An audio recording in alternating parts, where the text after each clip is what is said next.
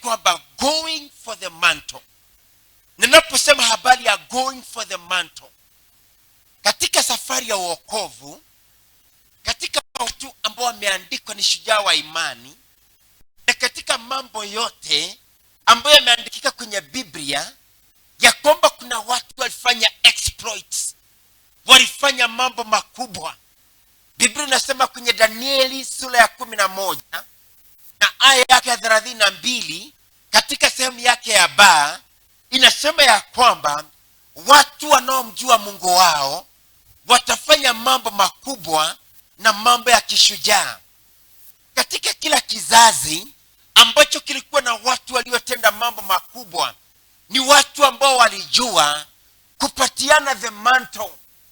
Katika safari ambayo tunayoenenda, safari ya mbinguni, ni safari ya watu kupokezana kijiti. Ni kama watu ambao wanakimbia ile mbio ambayo tunaita ya relay. Na katika mbio ya relay, mtu mmoja akikimbia akiwa ameshika kijiti, yeye ukimbia na kumpasa mwenzake, ili mwenzake aweze kukimbia pia apatie huyo mwingine. Na wanapofaulu wote, wanakuwa ni team ambayo imeweza kufaulu, na wote wanaweza kushangilia na wanaweza kufurahia. Na katika safari hii ya mbinguni, kuna wakati kulikuwa na kina Paul, wao wakaweza kuondoka. Kuna wakati kulikuwa na mitume, wakaweza kuondoka. Kuna majina makubwa ambao hutajwa ya kwamba hawa walikuwa ni mashujaa wa imani, lakini baada ya muda pia nao wanaweza kuondolewa. Katika safari hii, ni safari ya kupokezana, ni safari ya kwenda ukimpatia mwenzako, ni safari ya kwenda kupokezana from one generation to the other. Watu hawa walikuwepo, wakawapatia hawa, hawa nao walikuwepo, wakawapatia wengine.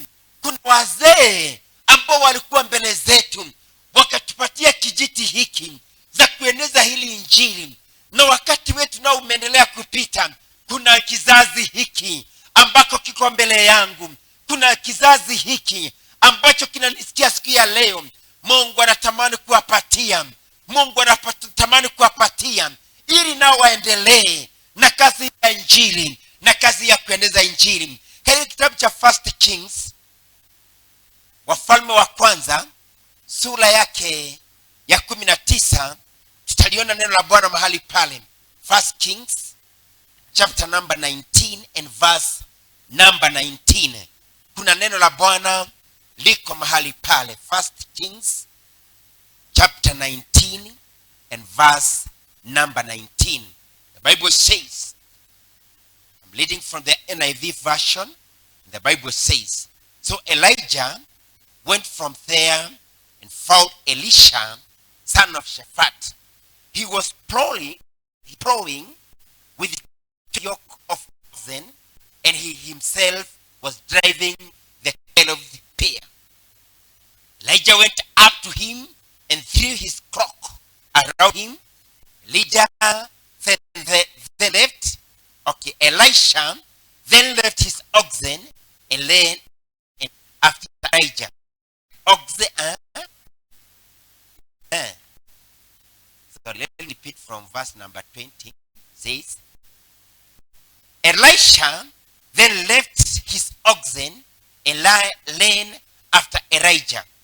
Let me kiss my father and mother goodbye, he said, and then I'll come with you. Go back. Elijah replied, what have I done to you? So Elisha left him and went back. He took his yoke of oxen and slaughtered them. He burned the plowing equipment to cook the meat and gave it to the people, and they ate. Then he set out to follow Elijah and became his attendant. Biblia inanena habari ya watu wawili ambao wana majina yaliyo karibu kufanana. Mmoja anaitwa nabii Elijah. Na Elijah alikuwa ni nabii mwenye alikuwa amesukuma miaka. Na kuna huyu kijana ambaye anaitwa Elisha. Neno la Mungu linasema ya kwamba huyu nabii Elia wakati wake umefika ili aweze kuondolewa. Hata Mungu amemnenea, amemwambia tilia Elisha mafuta ili awe nabii badala yako. Na neno Mungu linasema ya kwamba Elijah anapita katika shamba mahali fulani, anamkuta Elisha akilima na ng'ombe zake. Katika siku hizo hakukuwa na kulima, kwa hivyo walikuwa wanatumia zile yoke za ng'ombe ili kulima pamoja na hizo. Na neno ya kwamba walipokuwa Elisha analima na Elijah anapita mahali pale, neno linasema ya kwamba akachukua joho lake, akachukua koti lake la juu ama vazi lake la juu, akaweza kulirusha kwa huyo mtumishi wa Mungu ambaye anaitwa Elisha. Elijah ndiye ametoa joho lake ama vazi lake la juu akalirusha Elisha. Na neno linasema ya kwamba Elisha mara moja akatambua ni nini ambacho Elia alikuwa anasema. Kwa hivyo neno la Mungu linasema ya kwamba na hiyo Elisha alipotambua ya kwamba there is something ambayo ninapatiwa na baba yangu, ambayo Elia amenipia, katambua mara moja ya kwamba there is a responsibility, kuna jukumu fulani na kuna mwito fulani ambao naitwa nikaenda kutekeleza. Maandiko ya Mungu yanasema ya kwamba akamwambia, wacha niende niwasemee ndugu zangu, baba yangu na mama yangu, niweze kuwaaga, na nikishawaaga Biblia inasema ya kwamba kisha nitakuja nikufuate. Neno la Mungu linasema ya kwamba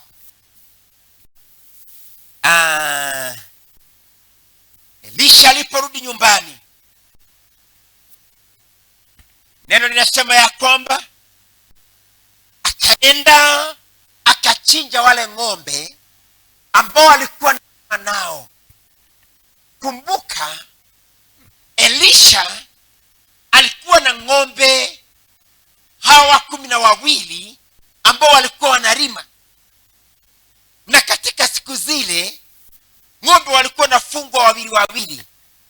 Kwa hivyo Elisha ndiye alikuwa ni tajiri. Okay, let's hold up our horses. Wacha tutulie tu kwanza. Maybe you can let them go.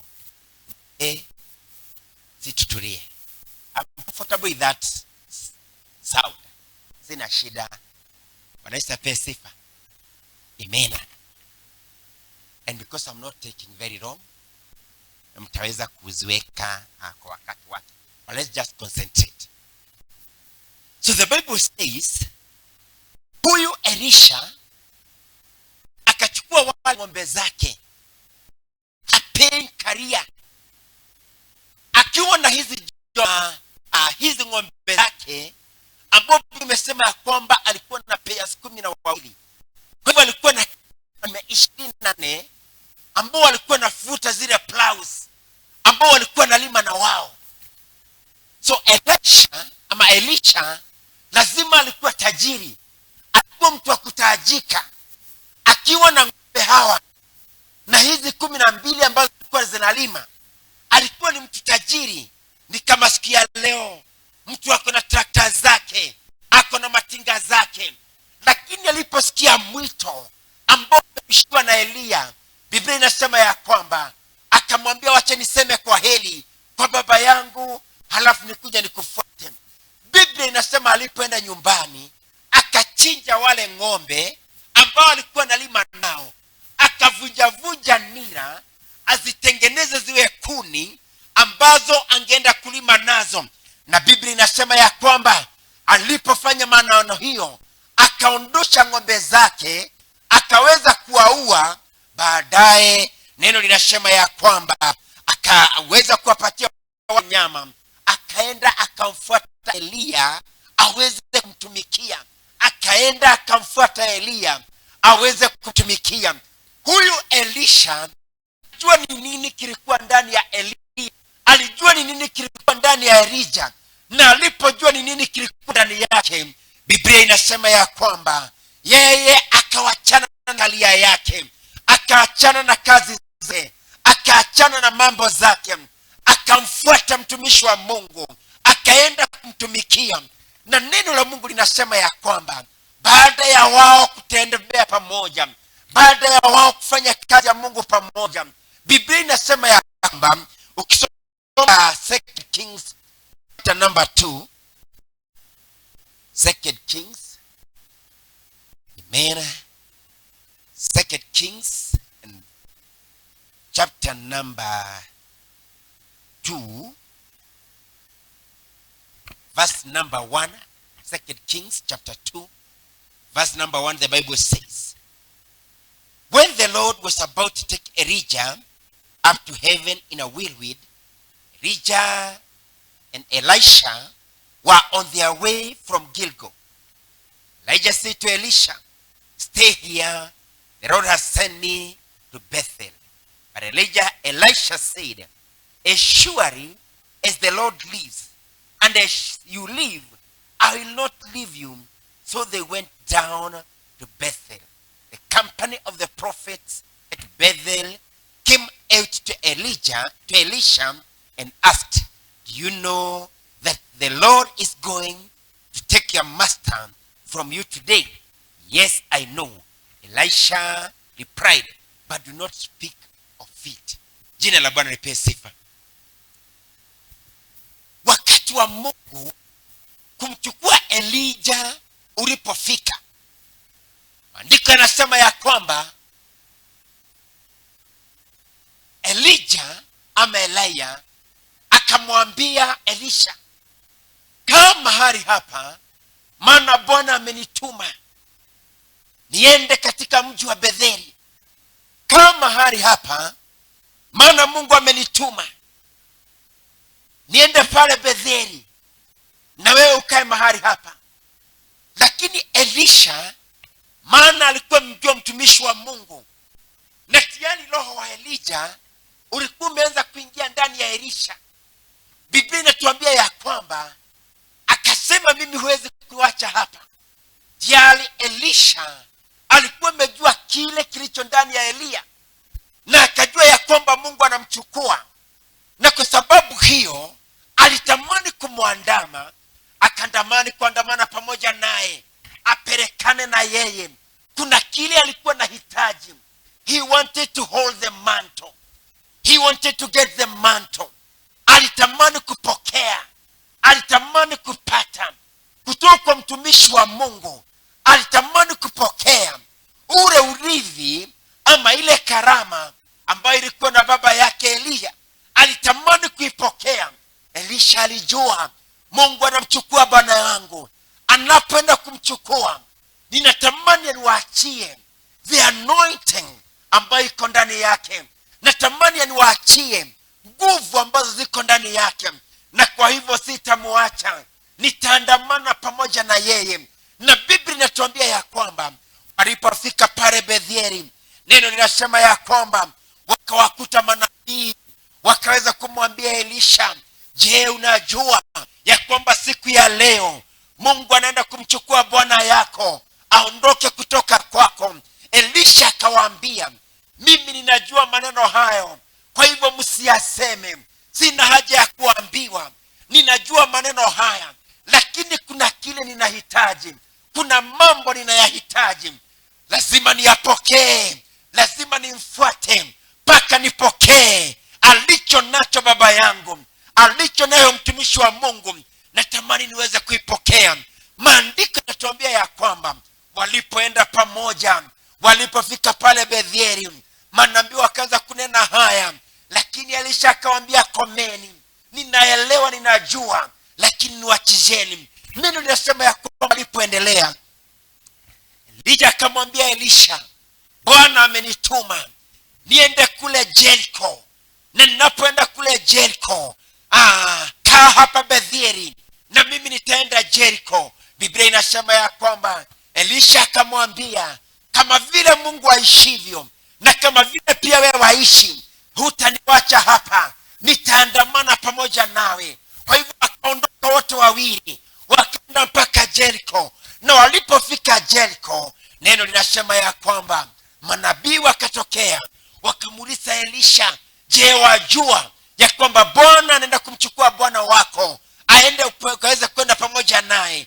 Biblia inasema Elisha akamwambia, najua hayo, lakini niwachisheni. Najua maneno hayo, najua jambo hili, lakini msiniambie kitu. Biblia inasema ya kwamba baada ya kukataa kuachwa Jericho, Elisha akaambiwa, pia Bwana amenituma. Elijah akamwambia, nimeambiwa niende Yordani. Elisha akajua, this is the time, this is the hour. Bwana ametumana ili mtumishi wa Bwana aende Yordani, na sitamwacha. Nitaandamana pamoja naye, nitaenenda pamoja na yeye mpaka nipokee kile ninachotamani, mpaka nipokee kile ambacho natamani. Neno linasema ya kwamba wakaandamana wote pamoja, wakaenda mpaka Yordani. Wapendwa, usiku wa leo, vijana, watu wa Mungu, watumishi wa Bwana ambao Bwana amewaita katika usiku wa leo, natamani niwape siri moja ya kwamba Bwana anatamani vijana. Bwana anawaita vijana, Bwana anawaita vijana. Mungu anatamani, Mungu ana haja na vijana watakao mtumikia. Yohana anasema ya kwamba ninawaandikieni yenye vijana, ni kwa sababu mnazo nguvu na mnaweza kumshinda shetani. Ukiangalia katika historia ya Biblia, Mungu si watu wengi alipowaita wakiwa wazee. Mungu alipotamani kumuondoa Musa, aliinua Yoshua. Haleluya. Hebu amsha mtu aliye karibu na wewe, mwambie bado niamshie hawa watu wenye wamelala hapo. Huwezi kuacha kitanda yako nyumbani ukuje ulalie kiti. Haleluya. Ila mudu ni hadhara. Wache kitanda ukuje ulale juu ya kiti.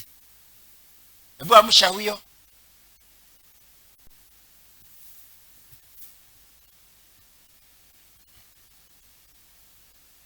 Bwana Yesu apewe sifa. Siku moja tulienda kwa kesha, na tulikuwa tu vijana kama nyinyi, na sisi tulikuwa tunapenda kukaanga hapa mbele, hapa.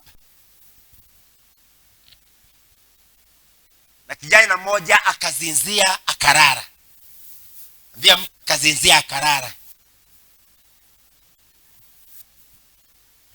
Na alikuwa hapa mbele. So akiwa amelala na ako hapa mbele,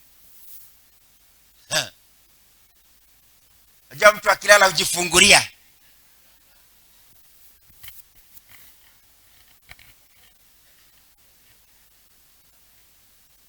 Kijana akafunguka, na tena si kwa sauti ndogo, na kwa sababu alikuwa karibu na microphone.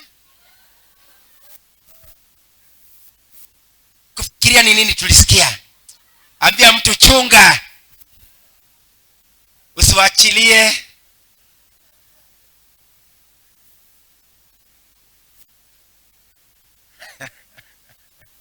Bwana apewe sifa.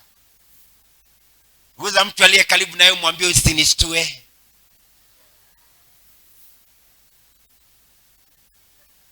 Nilikuwa nasema hivi,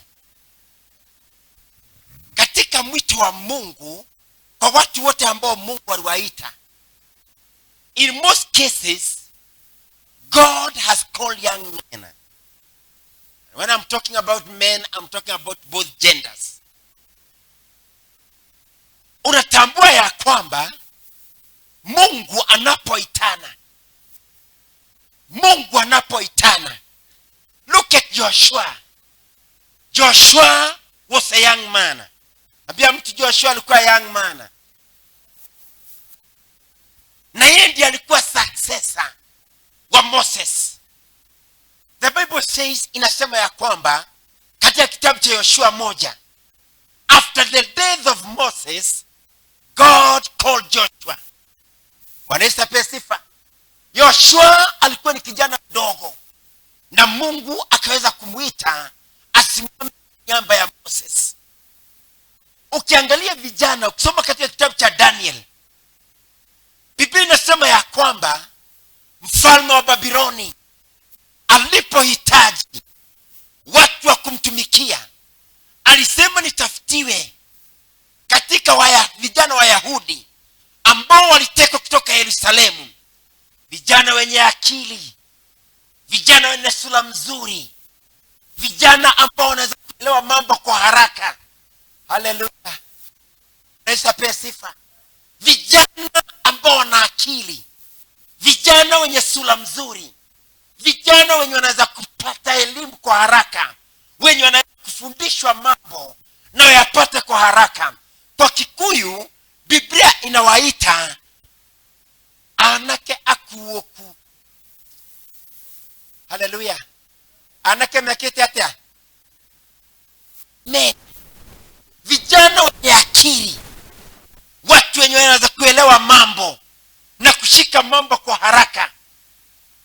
Ukiangalia vijana wenye waliitwa na kazi ambao walipatiwa na Mungu waifanye, waliweza kuifanya vizuri, kwa sababu vijana kila wakati Mungu na haja nao. Huyu kijana ambaye anaitwa Elisha amemfuata Elia na wameandamana pamoja, wakafika pale Yordani, na neno inasema ya kwamba walipofika Yordani, neno inasema ya kwamba Elia akatoa vazi lake la juu. Alipotoa koti vazi lake, kwa sababu ilikuwa ni katika mto Yordani na ulikuwa umefurika, akachukua vazi lake akagonga yale maji. Alipoyagonga yale maji, maji yakagaukana yakawa mara mbili, wakapita katikati ya maji mto huo, pakiwa ni pakafu na pakuwa na maji. Elisha akajua, this is the master of miracles. Huyu bwana wangu ana nguvu za kiungu za kufanya mambo. Akajua ya kwamba huyu sitamwacha. Akajua ya kwamba nitamwandama mpaka tufike mwisho, nitafuatana na yeye mpaka tufike mwisho. Biblia inasema ya kwamba walipoweza kumfuata na wakaandamana pamoja, neno linasema ya kwamba alipofika mahali pale katika mto wa Yordani, akaona muujiza ambao umefanyika. Biblia inasema ya kwamba, let me read from this verse.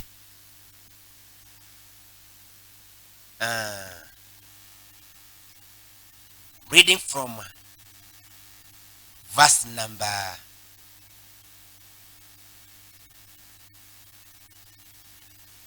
number 6, 2 Kings chapter 2 and verse number 6. The Bible says,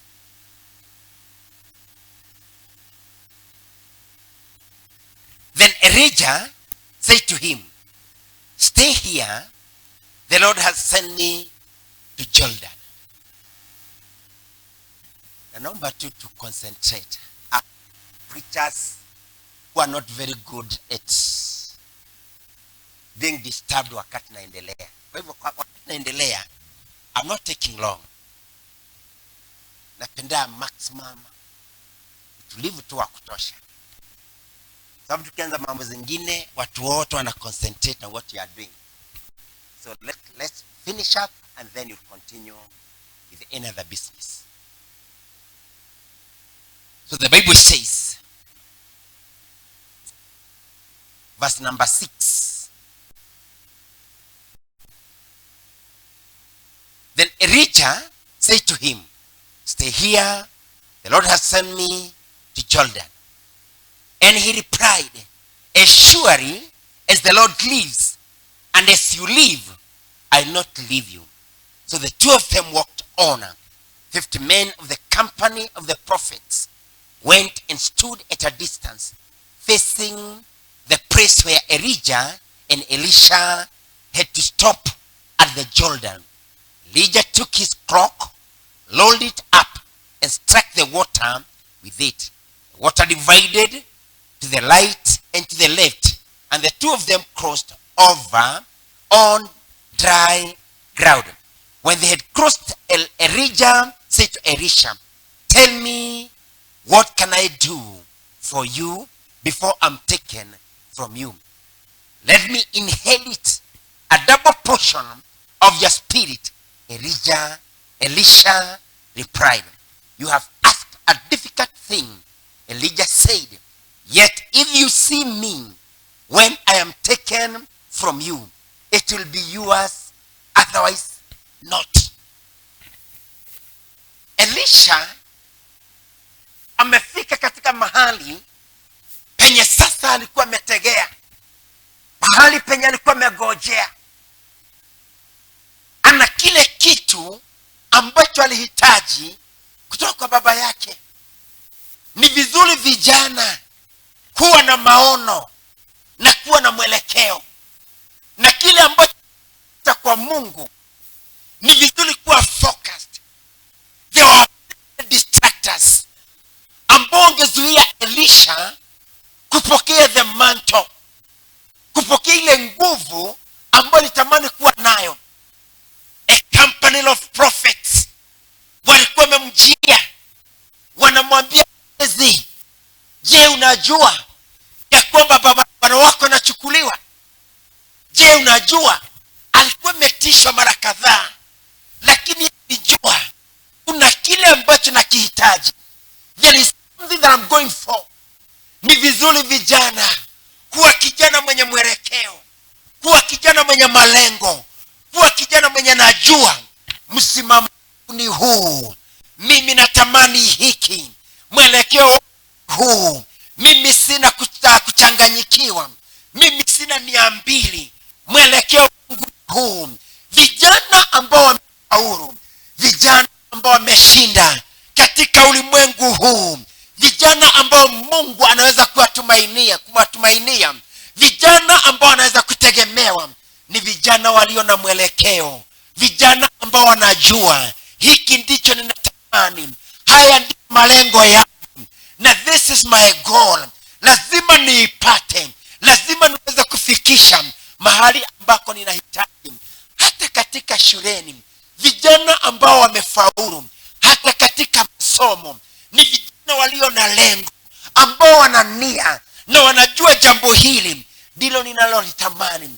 Because there are very many distractors katika safari hii, lakini kwa wale walio na lengo, ambao wanajua wanafanya nini na wanatafuta nini, wataweza kuipokea katika jina lake Yesu. Hallelujah. Even in this life, hata katika maisha haya,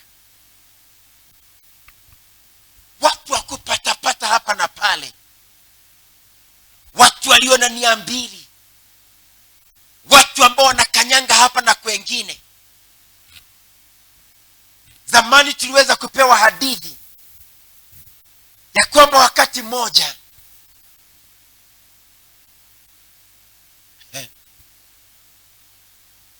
kuna mnyama ambaye alikuwa anaitwa fisi. Na fisi anapotajwa, inajulikana ya kwamba ni tamaa aliyo nayo nyingi sana.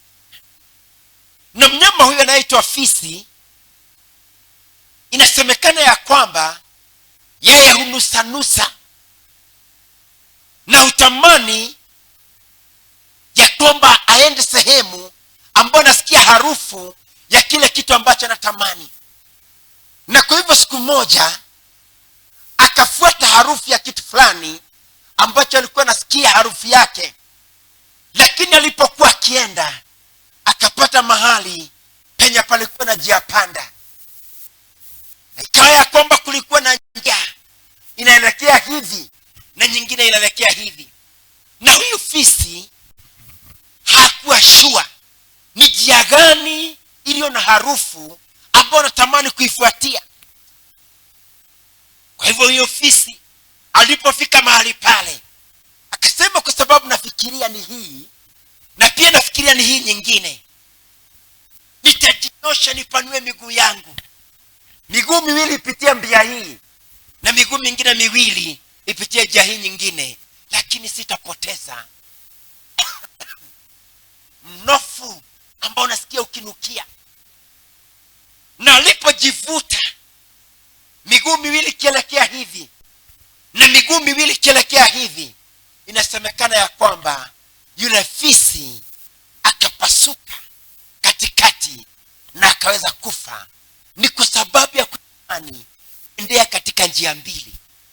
Wapendwa vijana, watu wa Mungu, kama unatamani Mungu akutumie, kama unatamani kupokea kile ambacho umekuwa ukitafuta, ukiwa kwa Mungu na ukiwa kwenye ufalme huu wa Mungu, lazima uangalie njia moja. Kama ni kumfuata Kristo, fuata njia hiyo. Huwezi kukaa kwa Mungu na Mungu mwingine huko duniani. Haleluya. Ukitamani kwenda na njia mbili, hata usiku kama wa leo, kama ulikuja kwa kesha, upokee baraka za Mungu kutoka mahali hapa, lazima uwe focus. Nimekuja kwa sababu ya jambo hili. Ninatamani wakati wa maombi kuombea hili. Natamani kupokea hiki.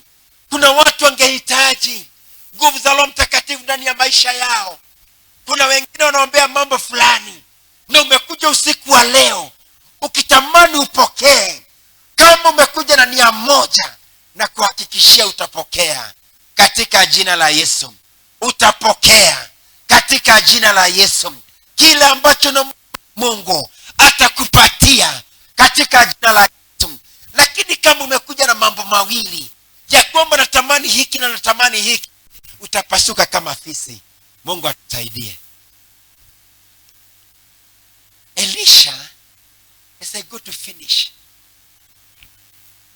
neno linasema ya kwamba akaambiwa na Elia, sasa niambie, ni kitu gani hiki? Umenifuata sana, umenitumikia sana, umenifuata sana. Ni nini hiki ambacho unatamani? Ni nini unatamani kwangu? Unatamani kupatia nini? The Bible says Elisha hakusita akijiuliza ni nini natamani. Hakusita akitafuta niseme nini. Hakusita, hakuchanganyikiwa. Maana mtu aliye na mwelekeo, yeye hujua ni nini anatafuta, yeye hujua ni nini anataka. Yeye hayumbayumbi, yeye hasiti, yeye si mtu wa kuchanganyikiwa. Elisha hakuwa mtu wa kuchanganyikiwa. The Bible says alipoulizwa, Elisha akaulizwa, tell me, what can I do for you before I am taken from you? And Elisha replied, let me inherit a double portion of your spirit. The Bible says, you have asked a difficult thing. Elijah said, yet if you see me when I'm taken from you, it will be yours, otherwise not. Wanaweza pia sifa. Akaambia ukiona tu nikichukuliwa, kama utaniona, jambo ambalo umeitisha ni ngumu, jambo ambalo umeitisha ni jambo ngumu sana, a double portion of the anointing. Elijah was a man of God. Ni mtu ambaye aliitisha moto mbinguni, moto ukashuka. Ni mtu ambaye aliweza kuua manabii wa Baali walikuwa 450 kwa mkono wake peke yake. Akawapeleka kwenye kijiti cha Kidroni, akaweza kuua mahali pale. He was a mighty of God. Elijah kwenye siku zake alijulikana ni mtu wa Mungu, mtu mwenye nguvu nyingi. Lakini Elisha ndiye huyu anamwambia, I want that double anointing. Wewe uliua 450, I want to kill 900. Ulifanya miujiza 16, I want to do that too. Hallelujah. Ulifufua mtu mmoja, nataka kufufua watu wengi. Ulifanya muujiza, nataka kufanya mingi. Elisha alijua ni nini anahitaji. He understood his mission na na aliweza kujua kile kitu ambacho anatamani kukipokea. Hakuitisha kitu kidogo. Ndugu zangu, dada zangu, unapokuja kwa Mungu usiitishe mambo madogo. Haleluya. Guza mtu, mwambie itisha mambo makubwa.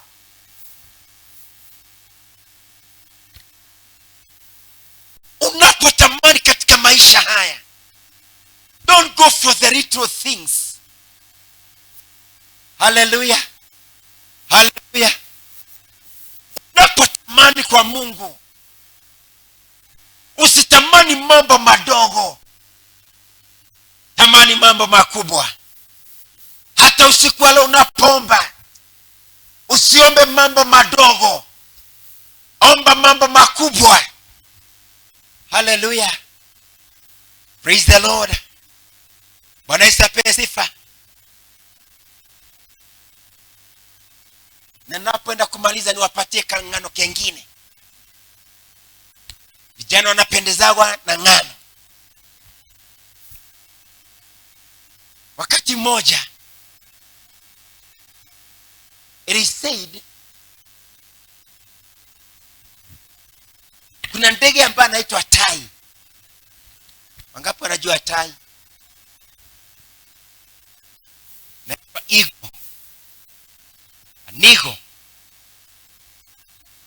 Na huyu tai ni ndege ambaye anajulikana, jambo la kwanza, anapaa juu sana. Na tai hawezi kula mnofo ama mnyama mwenye mekufa. Yeye hutamani kula kitu fresh. Inasemekana macho yake ni kali sana.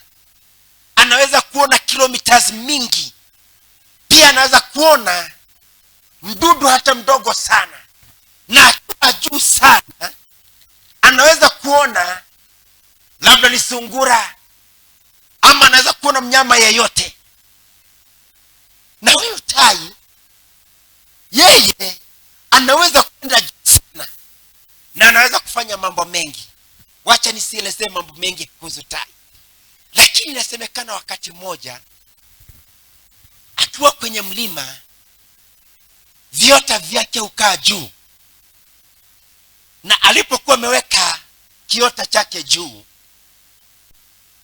inasemekana wale watu wa kuwinda walipokuwa na winda, wakapata tai ambayo ilikuwa imeteremka, imeanguka kwenye kiota. Alipoona hiyo yai, akasema kwa sababu sijui ni ya nini ilitaga hii yai, nitaibeba niende nayo kwangu nyumbani, na kuku wangu akiwa amelalia mayai nitaweza kumwekea niweze kuona itatoa nini. Inasemekana ya kwamba yale mayai yalipoagua, pia na lile likaweza kutoa kifaranga. Kifaranga alipotoka, ikaonekana tu ni kama vifaranga wengine ambao kuku alikuwa ametoa. Na wakati mmoja hawa vifaranga wakakuwa pamoja. Walipokuwa wanakuwa pamoja, kuna huyu kifaranga mmoja. Wengine wanapochakura, yeye anajisikia ya kwamba sina uwezo wa kuchakura. Na kwa kila mara akijiangalia, anaona hafanani na wengine.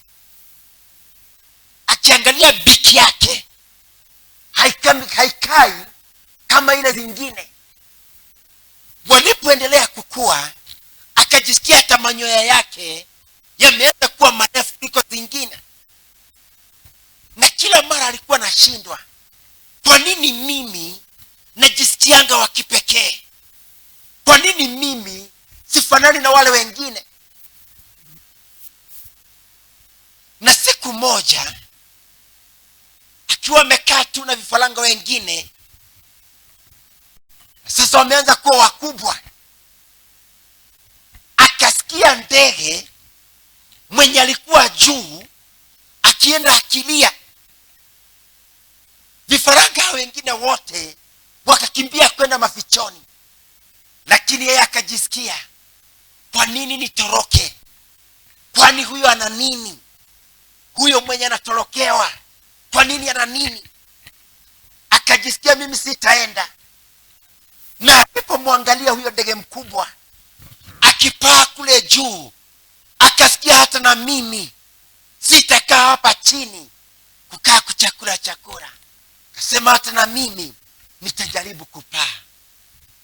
Na alipojaribu kupaa, kumbe akaruka na akaanza kupaa kule angani. Hapo ndipo alipojifahamu ya kwamba kumbe mimi si kifaranga, kumbe mimi si kuku, kumbe ujasiri ambao niko nao ni kwa sababu mimi nina roho. Jina la Bwana lipewe sifa. Vijana wapokeeni roho ya tai. Usikae kama kuku kuchakula chakula, kula tu mchanga na vitu vya dunia. Kuna mambo kubwa ambayo Mungu kimbe. Jina la Bwana lipewe sifa. Elisha akasema, I need a double portion of your anointing. The Bible says, the last verse inasema ya kwamba, as they were walking, verse number 11, long and talking together, suddenly a chariot of fire and horses of fire appeared and separated the two of them. And Elisha went up to heaven in a whirlwind. Elisha saw this and cried out, my father, the chariots and the horsemen of Israel.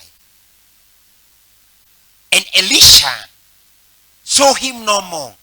Then he took hold of his own clothes and tore them apart. He picked up the cloak that had fallen from Elijah and went back and stood on the bank of Jordan. Then he took the cloak that had fallen from him and struck the water with it. Where now is the Lord, the God of Elijah? He asked. Then he struck the water. It divided into right and the left, and he crossed over. Jina la Bwana lipewe sifa. Akachukua lile vasi ambalo Elisha alikuwa amegonga maji naro, maji akaweza kupasuka. Akayararua yake, akajua ya kwamba sasa si mimi tena, ninahitaji huyu Mungu wa Elisha, wa Elia. Akachukua lile vazi ambalo Elijah alikuwa ameliangusha, akaenda kwa mto Yordani. Biblia inasema akagonga maji nayo, akauliza, ako wapi Mungu wa Elisha? Ako Mungu wa Elia, Mungu wa miujiza, Mungu wa mambo makubwa, ako wapi huyu Mungu? Akachukua lile vazi akagonga maji. Maji yalipopasuka, akajua sasa nimepokea, sasa nimeweza kupata. The company of the prophet ambao walikuwa wamemkejeli na kumwambia ya kwamba Bwana wako anachukuliwa, walipoona ya kwamba kuna muujiza wa kwanza umefanyika, wakaja wote kwake, wakainama mbele zake, wakasema kwa hakika roho ambaye alikuwa ndani ya Elijah ameingia ndani ya Elisha. Wakaweza kusujudu, wakaweza kumuinamia. Na kuanzia mahali pale Elisha akachukua, akaweza kufanya nayo, akaweza kufanya miujiza. Elijah alikuwa amefanya miujiza 16, Elisha aliweza kufanya miujiza 32, because he received the double portion of the anointing. Hallelujah. God is calling young men. Mungu anaita vijana. Mungu anaita vijana. In these last days, kuna mambo Mungu anatamani kuachilia kwa vijana. But are you ready to see the mantle? You focused to the end kwa yale mambo ambayo Mungu anatamani kuwapatia. Je, uko tayari kuyapokea? Are you ready? Are you focused? Je, utasimama kama mtumishi wa Mungu Elisha alivyosimama? Hata kama kuna watu walikuja wakamwambia hivi, wengine wakamwambia vile, yeye alisema, sitaki kujua, jambo moja nalihitaji, I want to receive the mantle. Jina la Bwana lipewe sifa. Vijana Mungu anaitana. Kuna mambo Mungu anataka kuwakabidhi, kuna mambo Mungu anataka kuwapatia, lakini ni wale tu ambao hawatakuwa distracted na mambo ya dunia, ambao hawatachanganyikiwa na mambo yaliyomo ama mambo yatakayokuja, lakini watasimama na kumfuata Mungu na kumwambia, Bwana, ninakuhitaji maishani mwangu. Nimewaambia watu wote ambao Mungu aliwatumia, Mungu aliwaita wakiwa vijana. Elisha alikuwa kijana, Mungu akamuita. Yoshua alikuwa kijana, Mungu akamuita. Danieli alikuwa kijana, Mungu akamuita. Yusufu alikuwa kijana, Mungu akamuita. Daudi alikuwa kijana, Mungu akamuita. Alipoitwa na Mungu huyu Daudi, Biblia inasema ya kwamba alikuwa na karia yake, alikuwa na kazi yake, lakini akaiacha afuate mwito wa Mungu, ajue Mungu anatamani kufanya nini na yeye. Hata na wewe Mungu amekuita, kuna kitu unahitaji kwako, mambo Mungu anatamani kukupatia, lakini lazima uweze kusimama na kuwa na lengo na nia ili uweze kupokea katika mikononi mwa Bwana. Bwana Yesu apewe sifa. Tamani tusimame tuombe.